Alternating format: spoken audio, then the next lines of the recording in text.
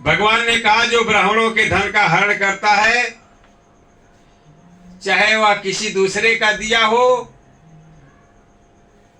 चाहे हरण करने वाला खुद दिया हो, उसे कुंभीपाक नरक होता है। और जो ब्राह्मण की वृत्ति छीनता है, यानी ब्राह्मण का रोजगार छीनता है, उसको विष्ठा का कीड़ा होना पड़ता है, वो भी 60,000 वर्ष तक। बारिश हो रही है। धर्म की कथाएं हम कहते हैं, भागवत कथा हम कहते हैं,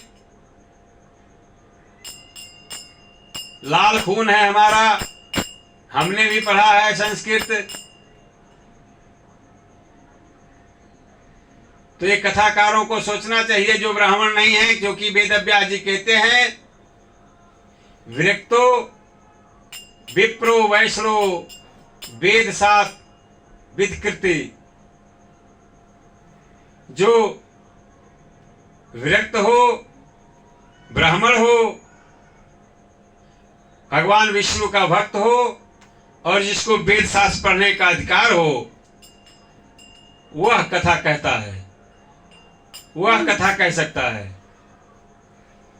लेकिन आज उन्हीं वेद व्यास जी की कथा को शूद्र कह करके कथाकार बन करके धन कमा रहे हैं। उनको ये भी श्लोक पढ़ लेना चाहिए, सृष्टिवर्ष सहस्त्राणि विष्टायाम जयन्ते कृमि ही। उनको 60,000 वर्ष तक विष्ठा का कीड़ा बनना पड़ेगा।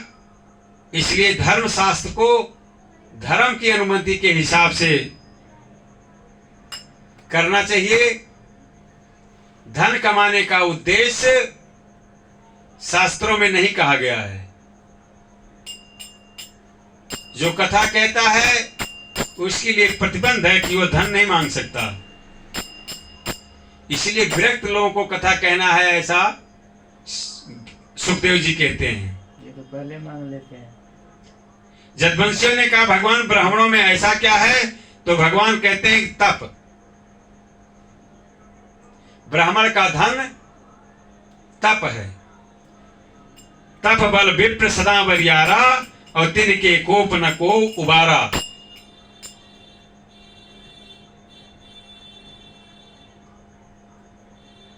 प्रमाण है, उदाहरण है समय दीजिए कि जब यदुवंशी ब्राह्मण का अपमान करने के लिए, दुर्वासा का अपमान करने के लिए पेट में तावा बांध करके गए और मजाक किया, बोला इससे क्या पैदा होगा। तो दुर्वासा जी ने कहा क्या पैदा होगा यह तो नहीं बताऊंगा, लेकिन जो पैदा होगा उसी से तुम्हारा विनाश हो जाएगा। द्वापर में यदुवंशी नाम के क्षत्रिय थे। उन्हीं ब्राह्मणों के श्राप के कारण आज वो शूद्र जाति में आते हैं, ओबीसी में आते हैं। भगवान उपदेश देने के लिए अपने बच्चों को राजा नृक की कथा राजा नृक के द्वारा कहलाया। भगवान ऐसा उपदेश करके अपने महल में चले गए।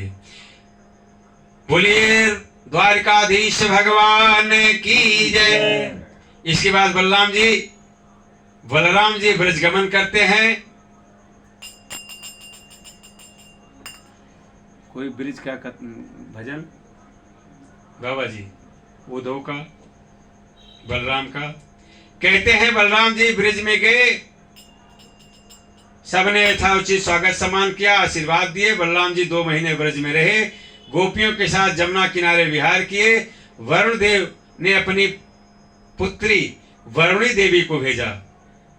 वह एक पेड़ के खोहड़ से बाहर निकली। उसने अपनी सुगंध से वन को सुगंधित कर दिया। मधु की धारा बह निकली। धारा सुगंध वायु बलराम जी ने पिया के पास पहुंची। गोपियों से सबने उस मधु का पान किया। कुछ बढ़िया बढ़िया कथाकार कहते हैं बलराम जी शराब पीते थे।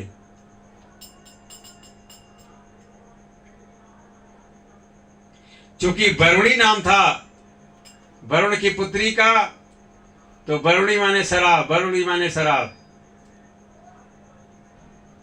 लेकिन बलराम जी गोपियों के साथ मधु पिए। मधु पूजा में आज भी मधु लगता है। पंचामृत बनाने के लिए दूध, दही, घी, मधु, चीनी, शर्करा 5 सामान लगता है। देशी मधु मिल जाए खाने के लिए, पीने के लिए, तो एक मीठा सा नशा करता है। गांव में पहले जब आम खूब होता था, लोग बेचते नहीं थे, तो 4 महीने आम खाते थे। और आम खाते थे तो एकदम मदहोश रहते थे एकदम। क्योंकि वो आम कृत्रिम आम नहीं है, इंजेक्शन से नहीं पकाया गया है, वर्णशंकरी आम नहीं है, देसी आम होता था और उस रस को चूसा जाता था। आज का आम काट के खाया जाता है, रस नहीं होता, गूदा होता है। हम लोगों ने खूब खाया है, जानते हैं कि उसमें नशा सा हो जाता है, शरीर में एक मादकता आ जाती है। अब नहीं होती है। अब ही नहीं तो होगी कहाँ। कलमी आम आएगा तो काट के खाएंगे, अंग्रेज वाला कैसे होगा। तो बलराम जी और गोपियां मधुपान करके विहार करते थे। बलराम की इच्छा हुई जल क्रीड़ा करने की, तब बलराम जी ने यमुना जी को बुलाया। यमुना जी के ना आने पर बलराम जी ने हल की नोक से यमुना जी को खींच डाला, डांट लगाई। तब यमुना जी ने क्षमा मांगा। उसके बाद बलराम जी गोपियों के साथ यमुना में जल विहार किए, जल क्रीड़ा किए। आज भी यमुना जी खींची हुई रेखा में बहती है। आइए एक भजन बाबा प्रभुनाथ के द्वारा और फिर हर इच्छा।